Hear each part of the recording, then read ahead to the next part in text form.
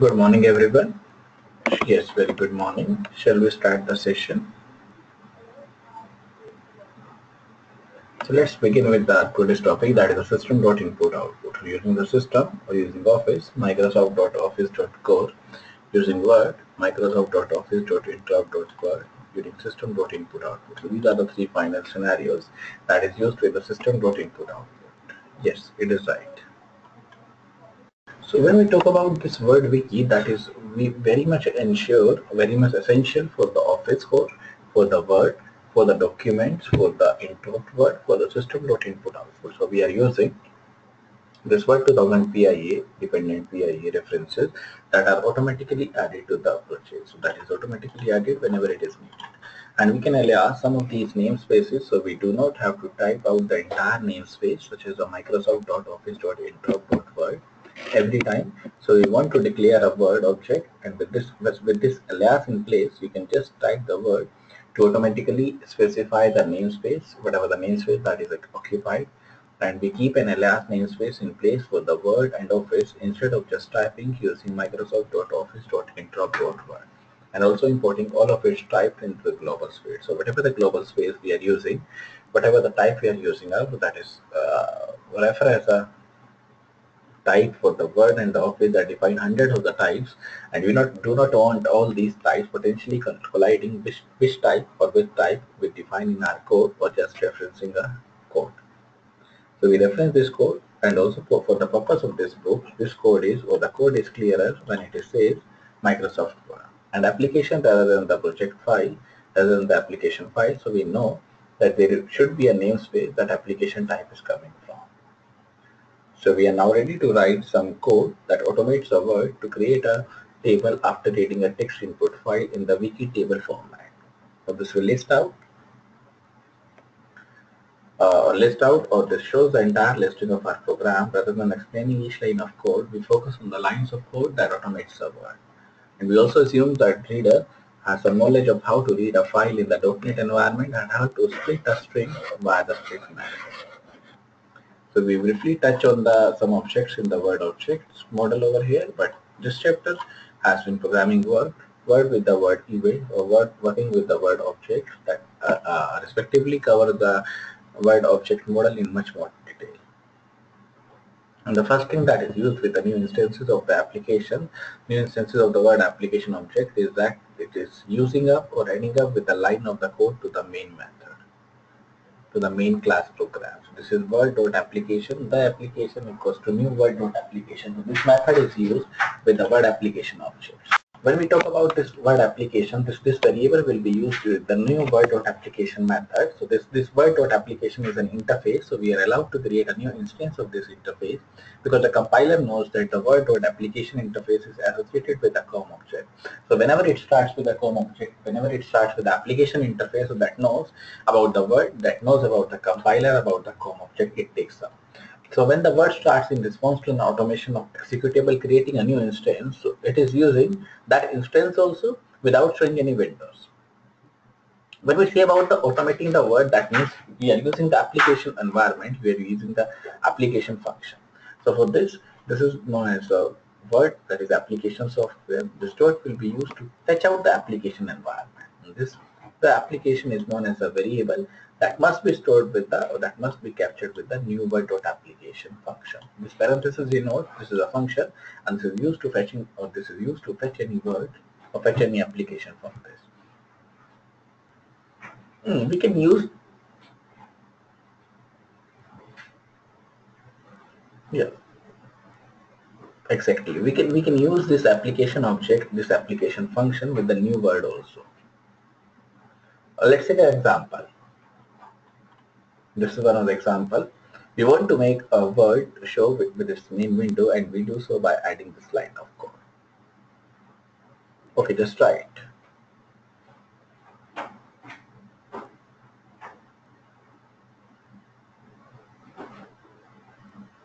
Okay, I will just write the code.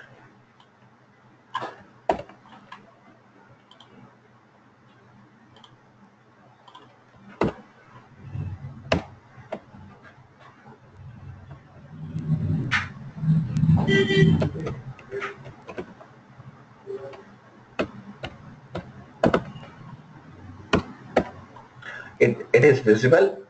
Yeah, this is the application.visible equals to true. This is the code that defines how to make the word window exactly same. We do those, yeah, we do so by adding this line of code. This line, this is the application.visible equals to true. Now, so we want to make the word show its main window. We do so by adding this line of code. That is the application.visible equals to true. Now we want to create a new empty Word document into which we will generate our table. We do this by calling the add function, add method on the documents collection returned by the word application object. And this application object, this add method takes 4 optional parameters that we want to omit. Now this optional parameter includes, or that is used with the reference value type.missing.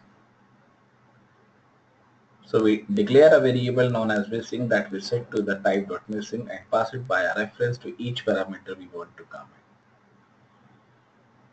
Whatever the parameter that we have, so that is used to omit the parameters.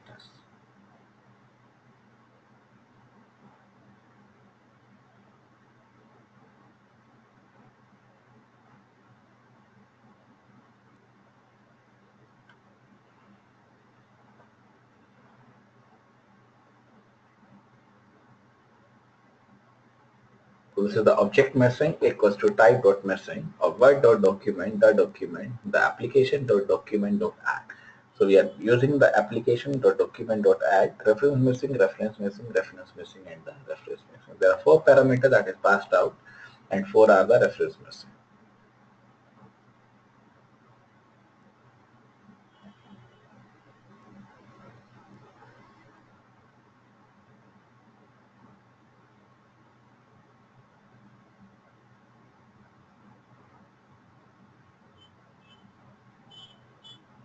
No. When a document is created, it is automatically read out the input file specified by the command line argument that is passed to our console application. So we want to pass that text files to calculate the number of columns and the rows. And when we know the number of columns and the rows, so we use the following lines of code to get a range object for the document objects. What are the range objects? So by passing our missing variable to the optional parameters, this range method will return a range that includes the entire text of the document, entire variable of the document, entire follow-up of the document.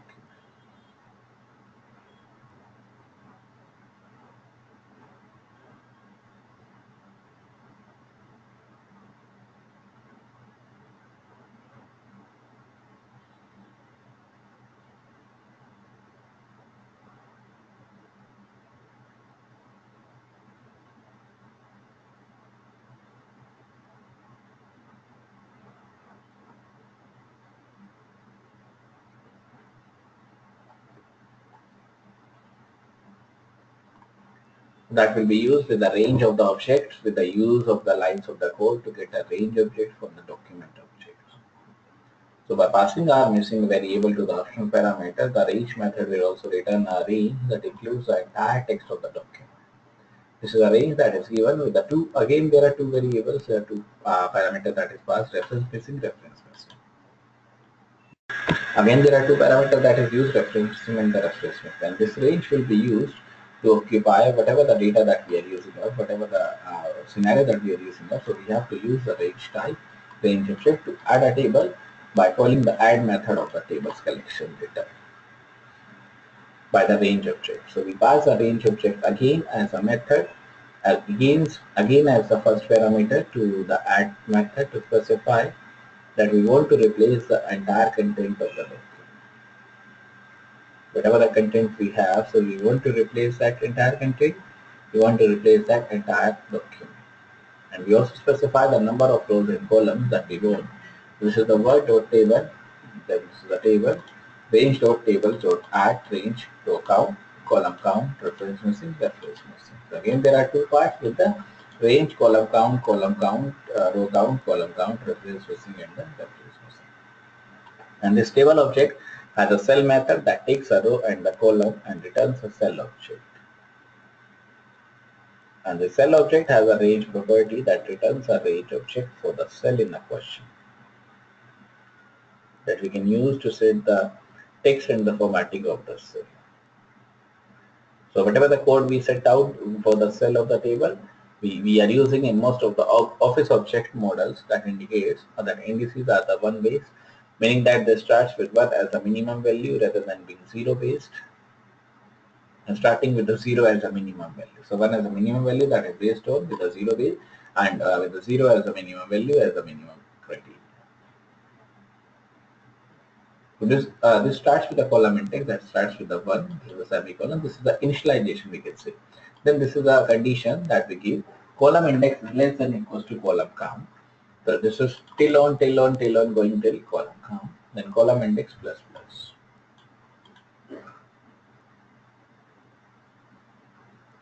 Then word dot cell, table dot cell, row index, column index. This is the cell dot range dot text, split row, column index.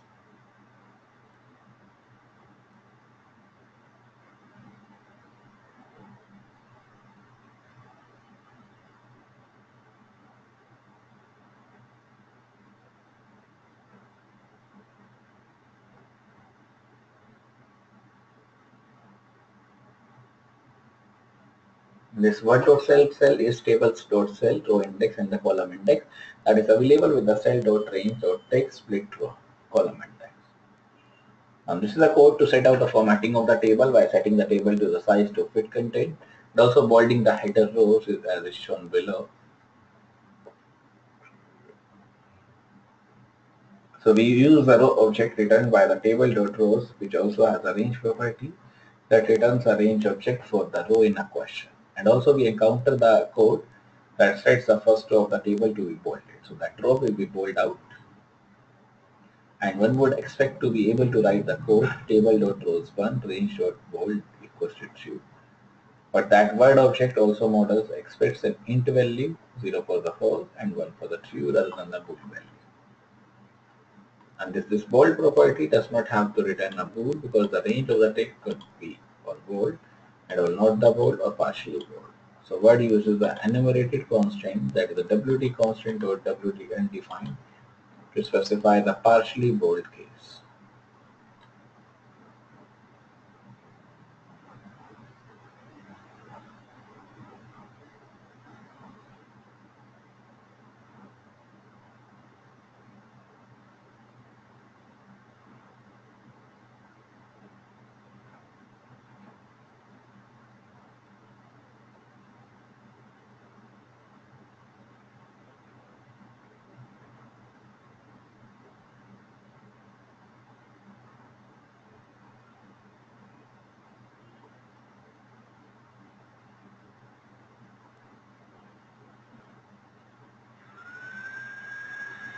No, this is used for the format table. So format table, table.rows1 dot range dot bold equals to 1. Table dot autofit behavior, one dot autofit or WD autofit behavior dot WD autofit content. Now, next is what are the various Boolean values that is used in the table rows, table values. So this is the table dot rows, 1 and the 0 are the two values. 1 is represented by the true and 0 is represented by the false. So one could expect to be able to write the code, whatever the code that they have, that the table dot rows 1 range dot bold equals to true. But words object model also expects an int value 0 for the false and 1 for the true rather than a bool value. And this bold property does not return a bool because the range of the text could not be all bold and not for all not bold or partially bold. So that is all bold, not all bold or partially bold. And Word also uses the enumerated constraint WD constraint or WD defined or undefined to specify the partially bold case. So whatever the partially bold case that is used here, they use without the enumerated constraint. This is the format table. Table.rows 1 range.bold equals to 3. Table.autofit behavior, word.wd auto behavior or autofit content. So whatever the content that we are using now, that is used with the autofit behavior. And finally, some code at the end of the program also forces the word to quit without saving without saving any changes. This is quit without saving any changes. Object save change equals to false. The application dot quit reference save changes, reference missing, reference missing. And if you do not write this code, Word will stay running even after the console application exits. And when you show the Word window by setting the application object's visible property to true, the Word puts up the lifetime of the application in the hands of end users rather than automating programs. So even when the automation tools is used, executable exits, so Word continues running. And to force the Word to exit, you must call the quit method on the Word application object, Word application criteria. And if this program does not or did not make the Word window visible, say for example, it created a document with a table, automatically a table will be created out like this. This is a table. For example, this table will be created out, and that will use to make the quit, or that will have to call the quit, because Word would exit when the program exited and released. After all its reference